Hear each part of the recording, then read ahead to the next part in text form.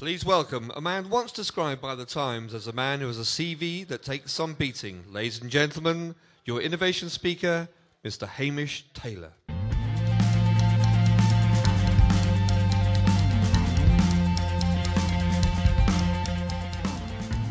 Well, good evening, everybody, and welcome to tonight's lecture on the viscoelastic properties of sodium hypochlorite.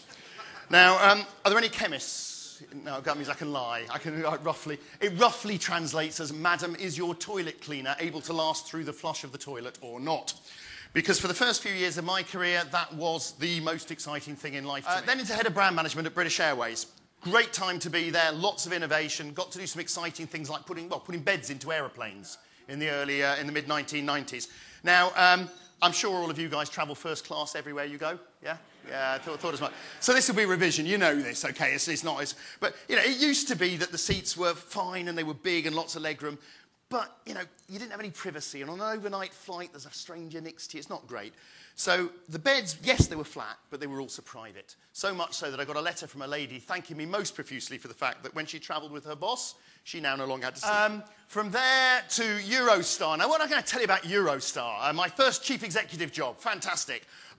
The French, the English, and the Belgians working together in perfect harmony.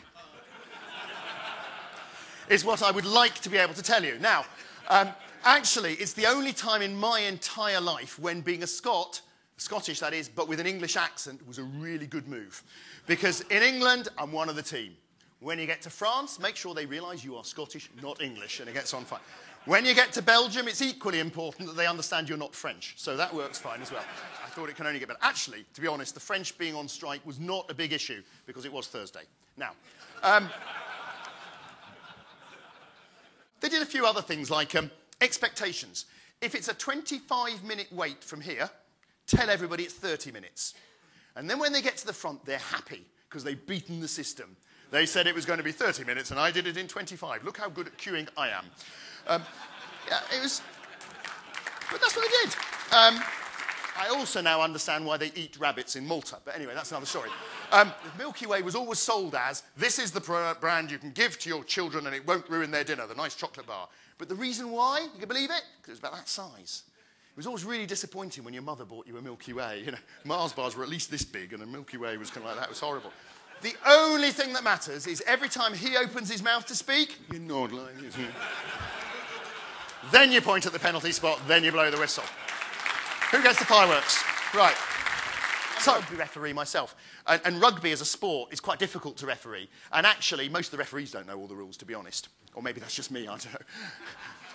The players seem to think I don't anyway. I said, well, yeah, I was going to have... He said, I'll tell you what, he said, stand there.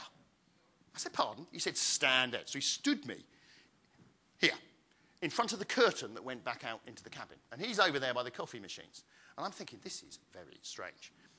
So he leans across in front of me, he grabbed the curtain, and he whips it back really quickly, really noisily. So what happens? I look up. What do I see? 50 Club World passengers, all facing in this direction. They've heard the curtain go back. So what do? They look up. And we look at each other. And what felt like about 10 minutes, but I'm told was 2.5 seconds, this voice from behind me goes, go on then, interact. I did. I interacted with the curtain and shut it again pretty quickly. It's frankly you lot. Because you bring a bag along that's too big, and you know it's too big. And we know you know it's too big, because we can spot you a mile off. You know, bag over the shoulder, right round the back, sort of walk up to the desk like this. No, just the computer bag today, you know. Have you brought the mainframe with you, sir? No. No.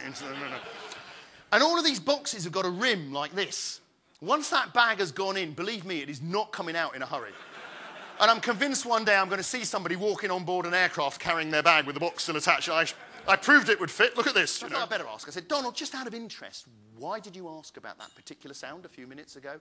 He said, oh, nothing, Daddy. He says, it's just, well, it sounded a bit like a harmonica to me, but I wasn't sure.